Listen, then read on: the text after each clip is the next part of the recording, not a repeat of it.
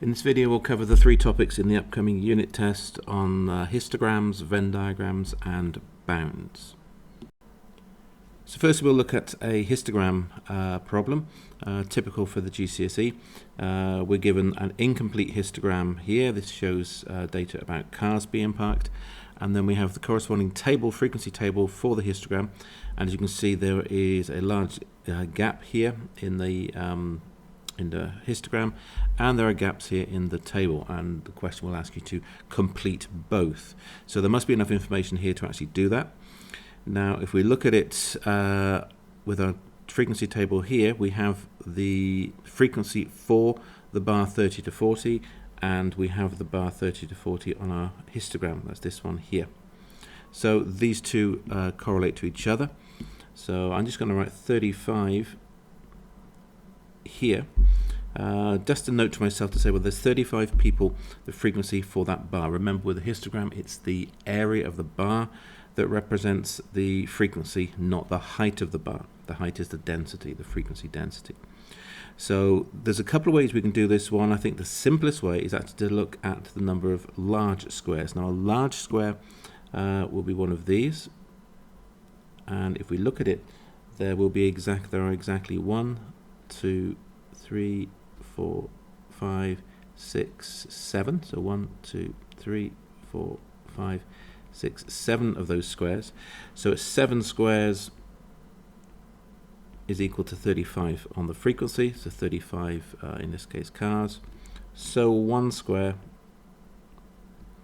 is equal to 5 cars. 35 divided by 7. Now by doing it this way, not all histograms work this way, but this one, because if you look at all of the 3 bars we have, they're all made up of these big squares. There's no part squares. We don't even need to calculate the frequency density scale to go on the side. We can just look at the number of actual squares. So if we look at the first bar, the 10 to 30 bar, how many big squares have we got here? Well, we've got 1, 2, 3, 4, 5, 6 of them, and 6 times 5 is going to be 30, so the frequency will be 30. I can just put it straight into my table. For the 40 to 60 bar, I've got 1, 2, 3, 4, 5, 6, 7, 8, 9, 10, 11, 12 of them, 12 of the big squares, and 12 times 5 is 60, so we have 60 cars in that group. Now looking at the numbers for the 2 bars that I'm going to need to put in, I've got 30 and I've got 20, both are multiples of 5, so I can just look at the number of squares, making sure I have the correct width of the group. Now the first one here is 60 to 80, so my bar is going to go from 60 to 80, and it's a frequency of 30, which is going to be 6 squares. So that's going to be, I'm going to have 1, 2, 3, 4, 5, 6, so my bar will be this size here.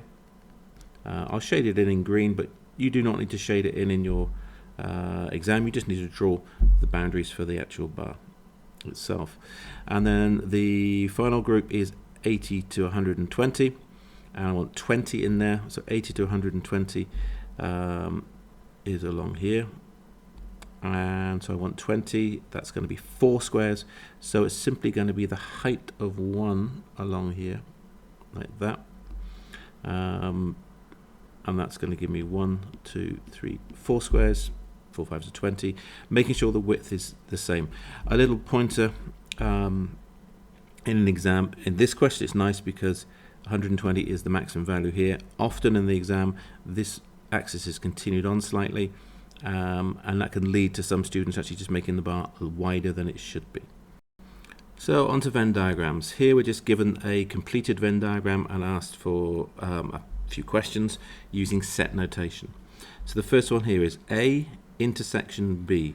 So that is where A and B cross. So A is this circle here, B is this one here. Where they intersect is here, and the numbers in there are 9 and 4.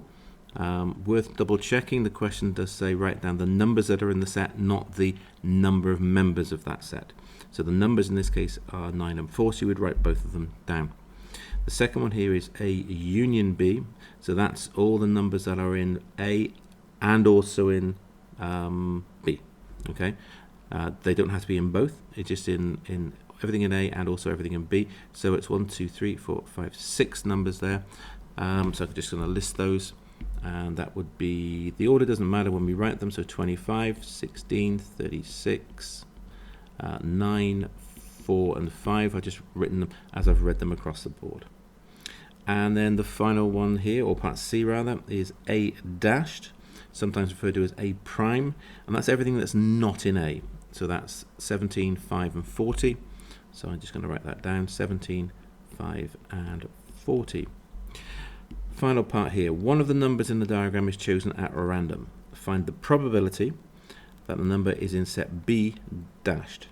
So a probability question means our answer is going to be probably presented as a fraction.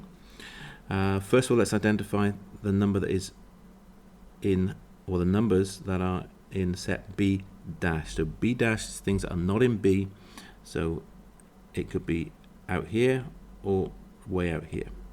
So how many values are there? Well, we've got 1, 2, 3, 4, 5 values that are not in B. And that is out of how many values that are in my Venn diagram? I've got 1, 2, 3, 4, 5, 6, 7, 8, 5 over 8. So that is my probability of picking something at random. It's just the 5, which is the numbers outside of B, divided by 8, which is the total number of numbers within my Venn diagram.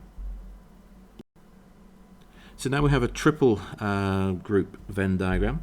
And this one is asking, the question will ask us to complete the Venn diagram and then answer some questions based on it. We're going to need to label this, and it's talking about 3 different types of drink: tea, coffee, milk. So I'm just going to label tea, coffee, milk. Often they're already labeled for you in the exam. This particular question, they aren't. And then let's look at our statements. It says all 50 people like at least one of the drinks. So if everybody likes at least one, nobody likes no drinks. So 0 would go out here, or you can leave that region blank. A blank region is considered to be 0. So you can put it in or not put it in. I'm putting it in just to remind myself that there's definitely nothing missing from there. It is just nothing. And then the next bit, it says 19 people like all 3 drinks. Well, that's good, because that's the number that can go straight in the middle there. There's no issue with that. So 19 like all 3. Looking through, it says 16 people like tea and coffee, but do not like milk. So they like tea and coffee, but they don't like milk. So tea, coffee, not milk. That's this region here. Here they like all 3. Here they just like tea and coffee. So that will be my 16. Next, 21 people like coffee and milk. So coffee and milk intersect here. So these two together, they make 21. I already have 19 here, so 2. A common mistake is that people will put 21 in this section here, saying, well, that's coffee and milk. It is, but so is this one, coffee and milk. So the total of these two makes that 21. 24 people like tea and milk. So tea and milk, this region here, so these 2 sections must total to 24. So this one must be 5. 40 people like coffee. So the total of this must be 40. So what have I got here? I've got 2 and 19 is 21. This now makes 37. So 3 must be missing. So 3 will go into here. And the total of this should now be 40, unless I've made a mistake. And the final statement is 1 person likes only milk. So this is the region where it's only milk. So 1. And looking at the Venn diagram, there is a space here. Now I know that there are 50 people. So what I need to do is to add these numbers up and then subtract that from 50, and then I get my final answer. Now I know the total of coffee is 40, and these make 6, that makes 46. There's nothing outside, so the missing number here is 4. And I'll get probably 3 marks for a completed accurate Venn diagram. Question A here says, work out the probability that this person likes tea. So how many people like tea in total? Well, these two make 20, that makes 39, that's 44. So 44 out of all of the people. So 44 out of 50. It does not ask you to simplify. It's very rare that they'll ask you to simplify a probability question. So simply leave it like that. That's where the mark is gained. B is slightly more difficult. It says, given that the person selected at random from the 50 people likes tea, find the probability that this person also likes exactly one other drink. Now, we're not dealing with the 50 people for this question. That's not my denominator. It's tea. Given that the person likes tea. So we're only dealing with this. This is our universe, really, for our question. So how many people like tea? Well, that's 44. So 44 is going to be my denominator. I'm going out of 44 now. So given what they like tea, what's the probability this person likes exactly one other drink? So that means they like either coffee or milk, not both. So coffee is 16, milk is 5. Together, that makes 21. So the probability is 21 out of 44. Finally, a couple of questions on bounds. This one, you're given a formula V equals IR. You're given the value of I correct to 2 decimal places, R correct to 3, and they want the upper bound of V. So if we look at V, V is made by multiplying something. So if I want something to be as large as possible and it's the product of two things, my V upper will be equal to the upper bound of both of the things that I'm multiplying. So I'm just going to write that down there. V upper equals I upper times R upper. So now I'm going to write down the two upper bounds for I and R. I is to 2 decimal places, so it's 5.925, and R is to 3, so that's going to be 12.3565. And then working that through, I'm going to get 73.2122625, and it carries on. The question says to 3 decimal places, so I'm going to round that to 73.212. Clearly, if the question asked for the lower bound, I would need to multiply the two lower bounds together, which would be 5.915 and 12.3555. And here we have a division. We have another formula here, V equals S over T. Again, S to 2 decimal places, T to 3.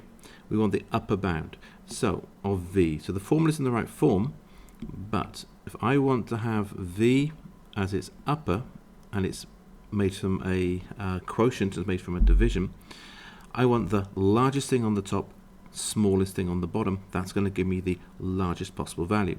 So I want S upper divided by T lower. So the upper bound for S is, let's see, it's 4.15 to 2 decimal places.